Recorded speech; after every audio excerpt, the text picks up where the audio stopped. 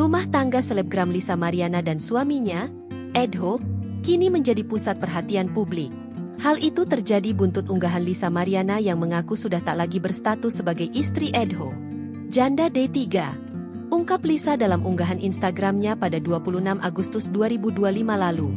Kini Lisa Mariana pun membuat heboh publik dengan aksinya merobek foto pernikahan dengan pria bernama asli Dori Setiawan itu.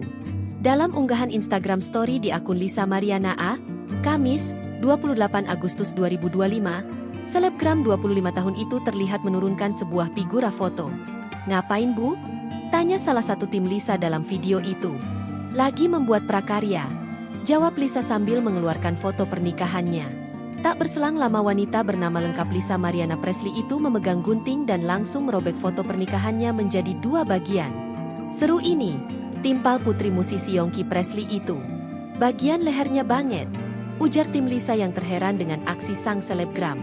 Setelah itu, Lisa pun merobek foto Edho menjadi bagian kecil-kecil dan membuat timnya kaget. Dalam unggahan selanjutnya, Lisa pun memposting foto kedua anaknya. Satu, anak hasil pernikahan dengan Edho, dan satu anak berinisial CA yang diklaimnya sebagai anak hasil hubungan tidak sahnya dengan mantan Gubernur Jawa Barat, Ridwan Kamil, RK. Pada saat itu Edho menikahi Lisa Mariana saat CA masih berusia 8 bulan.